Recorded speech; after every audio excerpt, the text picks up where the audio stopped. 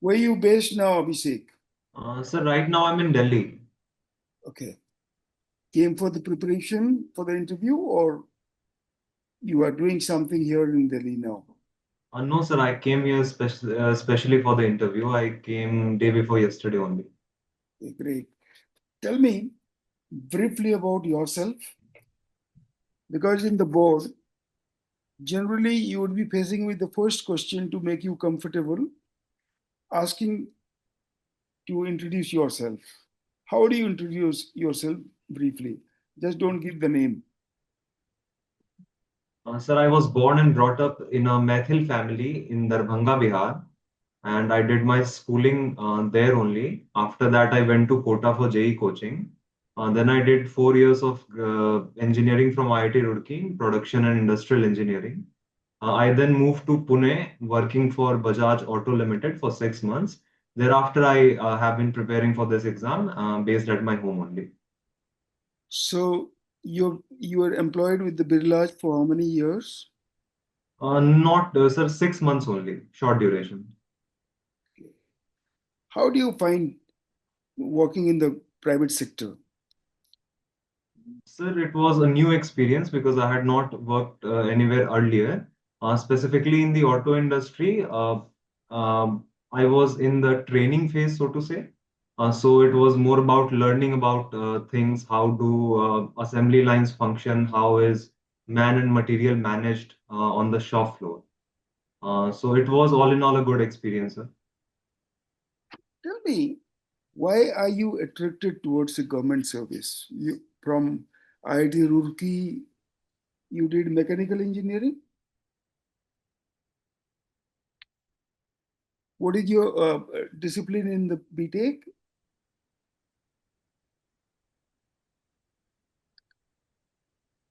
Sir, I think there was a connectivity issue on my side. Am I audible to you? Yeah, I'm able to listen to you. Yes. Yeah, sir. So Yeah. there are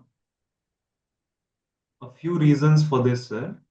Mhm. First is, sir, greater job satisfaction, as I think that in the civil services, the nature of work and the spirit of service will provide me with greater job satisfaction, which money alone cannot provide. Secondly, sir, in the civil services, there is greater opportunity to work at such a young age, and the responsibility is much higher. That is also one reason why I am attracted to the civil services. So these are two major reasons, sir. But tell me one thing. Yes, sir. If you are a scientist, Yes, sir. you may create something new in your own capacity due to your training and qualification. In civil service, people say you normally do file pushing. Do you agree with it? That you could invent something, you could some kind make some kind of changes in technology as an engineer. Would you be doing something like that here, or you would be only pushing files? What is your thinking on this? Sir, definitely as an engineer, something cutting edge I might have done with during my career. But in civil services also, and specifically in administration, there is a lot of scope for innovation. As we are developing very rapidly, government as an institution also needs to move in pace with the changing times. And that is where I think my contributions will be much more impactful, as when the government moves an inch, the lives of people become better manifold, while scientific discoveries might take much longer time. So that is my opinion on this. Okay. Your father is in the police service? No, sir, he is in the Railway Protection Force. He's a head constable. Okay, he's in the railway protection force. Yes, sir. So he must be mobile. Yes, sir. For 4 or 5 years, he's at one place, and after that, he's transferred. Tell me, if you look at railways, because you must be watching railways since your childhood, the way the railway ministry uh, modernizes or expands its activities, do you think the accidents that those are happening in the Yes. recent past Yes. months you have been hearing in the newspaper and uh, electronic media all about that? Yes, sir. Is it avoidable? Uh, Sir, I am not right now exactly aware of the technical reasons as to why the accidents were happening. I have not perused the report by the Commissioner for Railway Safety. So I think I will be unable to Must comment. be you must Yes, be like quite concerned about it because yes, sir. concerned citizen, all of Yes, us look up to such human tragedies, whether yes, sir. some earthquake is happening or some accident is happening. Yes, sir. You Yes, sir. don't tell me you are not aware of anything that's happening in the railway accidents sites. Sir, technicalities I am not aware of, but Forget about technicalities. As an individual, yes, sir. as a BTech with industrial engineering, Yes, sir. with a sharp mind, Yes, sir. you must have analyzed something when something like this Yes, happened. sir. And Yes, it sir. is recurring. Yes, sir. Tell me. Sir, from what I understand, it is majorly a route scheduling issue as to which routes the trains are traveling. If the signaling and interlocking is not right, then two trains can come on the same track, and that is why these accidents are mostly happening. Now, here, technical interventions like Kavach, which was recently which was launched, so that can play a major role, but such initiative has not been rolled out in all the trains. So it befalls the traffic controller to manage the routes, and I think there must be some difficulty there, and innovation might be lacking in that regard, and that is why this is happening. It can be resolved, I think, sir, with better signaling and better use of technology. Don't you think railway has been expanding its network without commensurate safety augmentation? Would you agree that this is happening? Um, Sir, I have a few points in the few observations in this regard.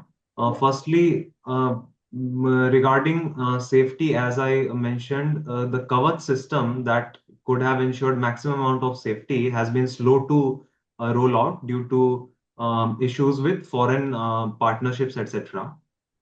Secondly, sir, in terms of unmanned gates passing, that has reduced very significantly in the last 10 years. Also, the the barrages of underpasses and overpasses are undertaken very rapidly. So that has also reduced security incidents. In addition, the fencing off of railway tracks has also taken place. So safety has increased, but yes, there is much more to do. What all you learn in like IIT Delhi in like production engineering, industrial engineering, you say? Yes, sir. What is basically like if a layman is asking you this question, what will you learn in this? So production and industrial engineering is mostly about production lines that go on in factories. So how do we manage man, material, and machine to produce a component or an entity that has been designed already? That is essentially the function of this engineering. So it sits at an intersection of engineering as well as management as well as forecasting and supply chain. So That is in essence. it's a holistic production exercise, isn't it? Yes, sir. Where man management, logistic, and technical aspects of it is also required. So, are you basically trained to manage production, or are you basically trained to support in technical backup? Sir, in terms of the main training, it is more about production line and industrial layouts, etc. How to best manage the resources to produce the optimum output. In terms of technical input, we do play a role in operations research, etc. So as to come up with mathematical models to optimize things, but we do not go into technicalities of machine design, which is more of the purview of mechanical engineering. You are from IIT Roorkee. Yes, sir. So basically, another question somebody could be asking you, Yes, sir. like, is IIT, the brand name, is just a publicity, or any engineering institution somebody could go and be equally successful or educated? If that is the question, what is your take on this, being a IITian yourself? If you could go to any other engineering institution, would you be equally experienced and educated, or there was a need to come to IIT? Sir, IITs are unique in the Indian higher Is it a education brand? system. Yeah. Yes. Sorry, sir. I thought you had finished your question, sir. Your net is little unstable, it seems. Uh, just speak a Yes, bit. sir. Yes, sir. Sir, am I audible to you? Yeah, it's better now. Yes, go ahead. Yes. So, sir, I was saying that IITs have a unique place in our Indian education system as they are premier institutes and they have special funds for them, which leads to much better infrastructure than other colleges. Uh, in terms of everything, hostel, messing, professors, teaching, salaries of professors, and other technical labs, etc. However, sir, IITs are IITs due to the kind of students that they have, due to the environment that they create. So I think that while infrastructural facilities, etc., are important, if the student community is aware and wants to educate themselves, then there is no bar as to which college one is from. Technical competence is not a matter of location, sir. That is my view. I'm from IIT Delhi. I'm an alumni of IIT Delhi, so Yes, that's sir. why the question to you Yes, again. sir.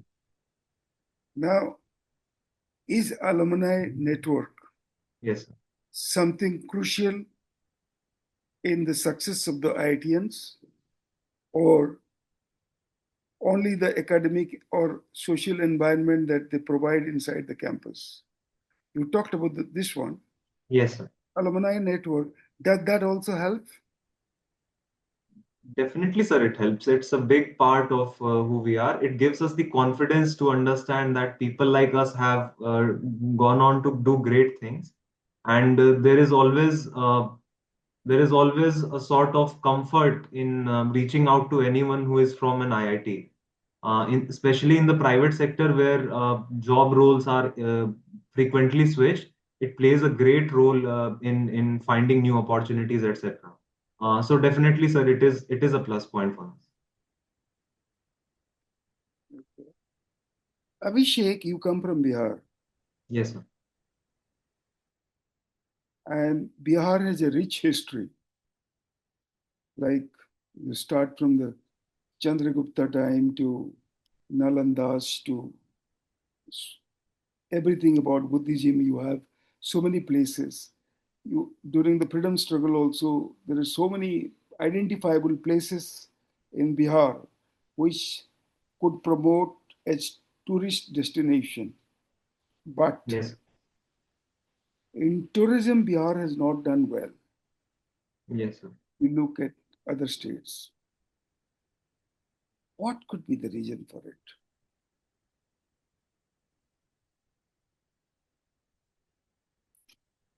Sir, there are a few reasons which come to my mind. First is Bihar lagged till recently very much from the rest of India in infrastructure.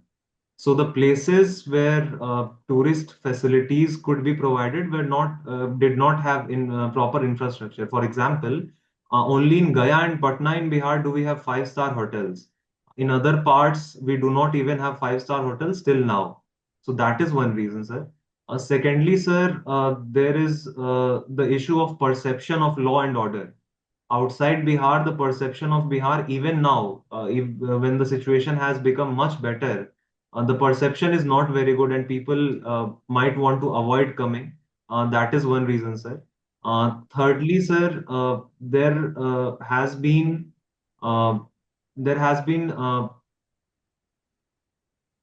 slow promotion and skilling of tourism as an industry in Bihar. So concerted push has not been provided till now because Bihar is facing challenges of basic nature, uplifting people from poverty because poverty is so widespread, etc. So right now there are steps being taken. For example, the Buddha Circuit on the International Gaya Airport, etc. Also, sir, the Punora Dham in Sitamarhi, which will be linked with Janakpur and then Ayodhya, will create a cultural tourism circuit. So these steps are being taken, and in a few years, sir, I hope that Bihar will come on a tourism map. Uh, I'll make my comments on this subsequently, but Okay. Did I ask you what is being done about tourism? So why should you come forward saying about Sitamari and all that? One thing. Secondly, my question was very specific. Five-star hotels in some places. Yes. Does tourism require five-star hotel alone? No, sir. Because most of the people visiting, suppose a Buddhist going to visit Buddha Gaya, he may not stay in a five-star hotel. And bulk of the tourists in Uttar Pradesh, for example, are those who are not very rich, but Yes. domestic tourism is plenty Yes. there. Yes, sir. So one thing is you got to be very focused in your response. Don't say anything which is not asked for. Yes. Okay?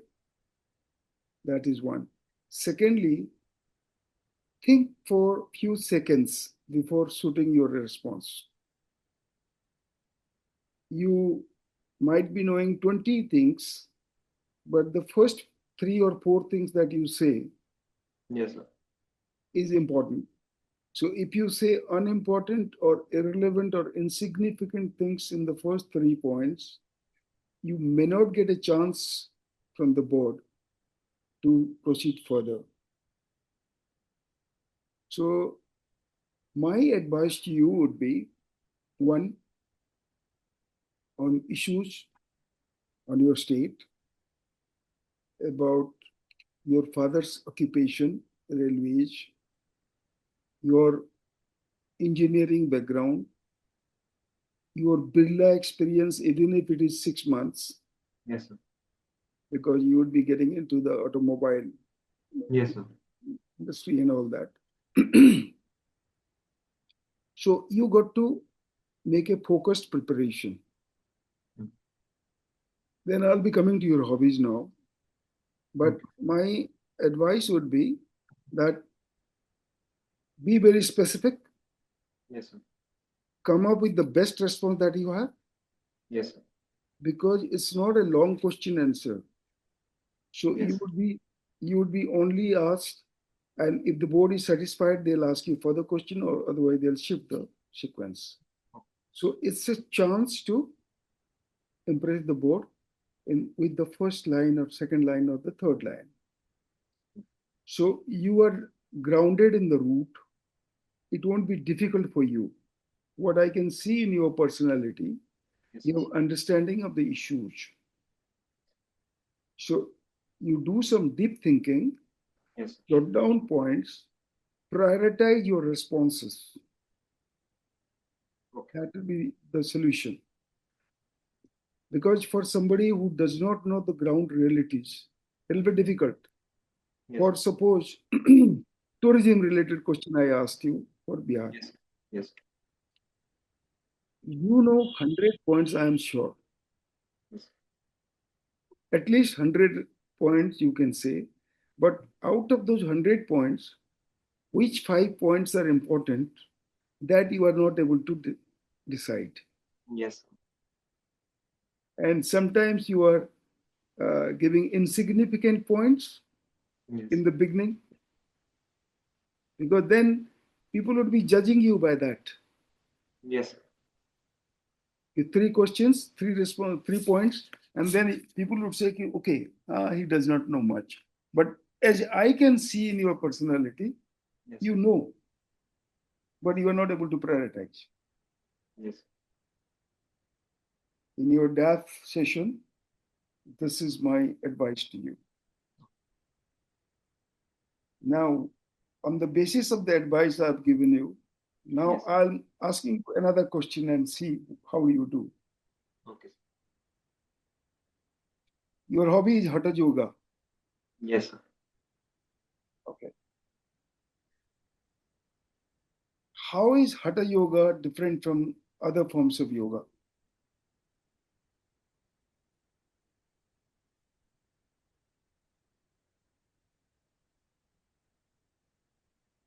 Sir, firstly, Hatha Yoga focuses exclusively on asana and pranayam, while uh, keeping in backdrop yam and niyam, which is in more focus in Patanjali Yoga Sutras. So that is the first difference. Second, sir, Hatha Yoga focuses on balancing both parts of the body so as to attain higher states of consciousness, while other yogas take a different path to that. These are the two major differences, sir. Yes, Now, you said Yes, there sir. are some different ways of achieving through Hatha Yoga.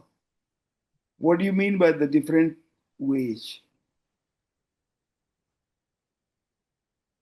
Yes. So, sir, the ultimate goal of any form of yoga is to attain highest level of consciousness.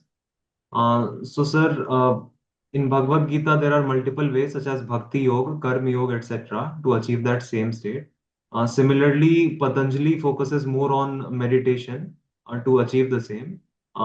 In difference to that, those thoughts, Hatha Yoga focuses on balancing the energy channels in the body through physical exercise so as to attain the same state. That is the difference. Okay, great. Now tell me, how do you differentiate between anthropology and sociology? Sir, anthropology is the holistic study of man across time and space. So it includes the historical dimensions and prehistoric dimensions, as well as, sir, different biological features of man as well and their interplay. However, sociology focuses mainly on non simple societies, that is the modern society in the present time, specifically the urban society. That is the main point of difference. There are also differences in research methodologies. However, due to interdisciplinary nature, now they have come at a convergence. Do you think sociology starts only with the modern society? It does not talk about primitive society at all?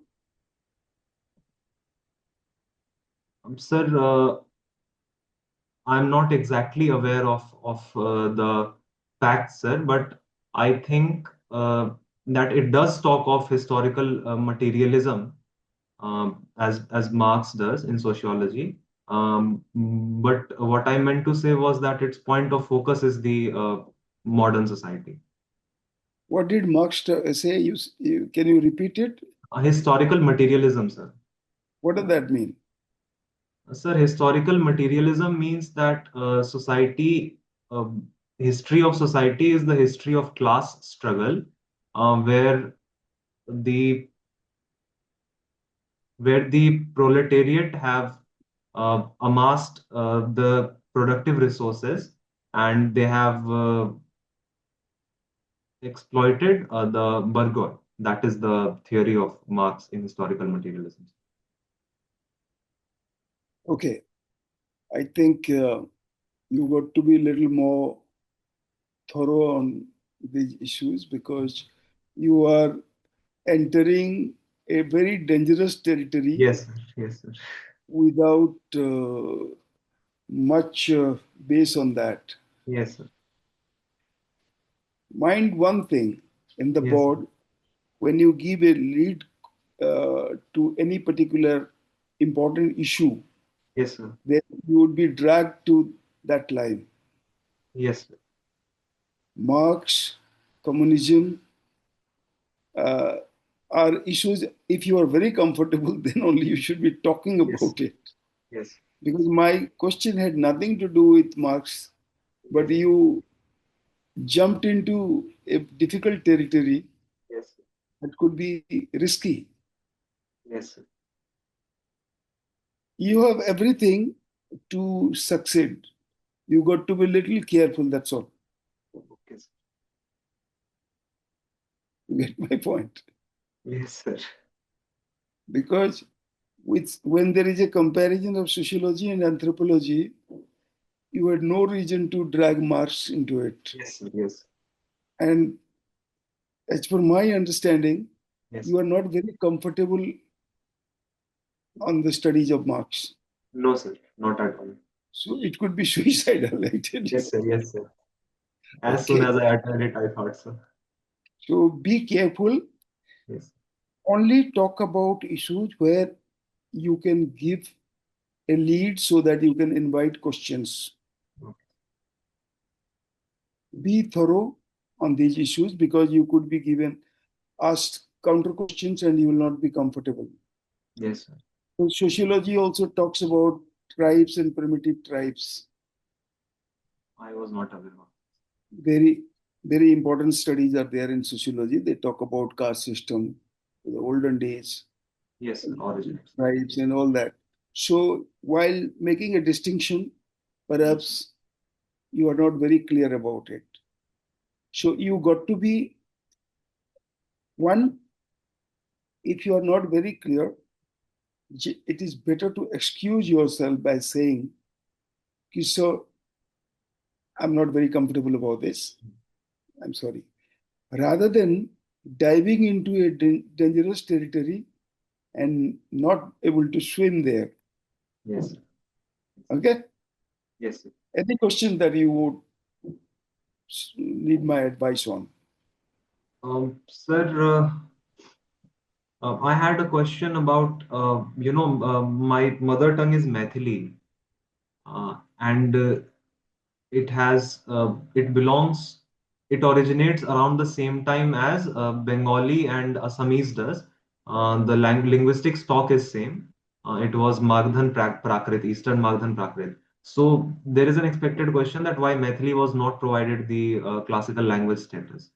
As far as objective factors go, I do not see any reason not to put it at par with Assamese. So there might have been some political considerations which I'm not aware of. So if such questions come, how to navigate them, how to take the middle Really, path while yes, you are not supposed to be making a judgment on that. okay, As a UPSC aspirant, yes, sir. you are studying facts. Okay, You are not to make any value judgment. You are okay, not to side with anything. Like okay, there are many languages. There is Hindi language, suppose. There is yes, sir. Urdu Yes, language. sir. They are not classical languages, isn't it? Yes, yes, So you might be correct that yes, there may be political yes, sir. considerations, or there could be Yes, sir. anything, but you are not going to make any judgment on that. Okay, You simply have to say yes, sir. that yes, Maithili one day may find a place as a classical language. As I Okay, understand, it has got yes, all the essential components, okay, you know, yes, sir. rather than saying negatively that it has been denied because of a political consideration, you Yes. could positively say that initially it was given to only few languages. Yes. One after another, it has been added, Yes. and Maithili may find a place because I'm convinced it has got all the essential. Okay. How would that go? Yes, that would be. Don't make strong opinions. Okay. The facts. We are not politicians. We are civil servants, isn't it? Yes. Sir, Just one last.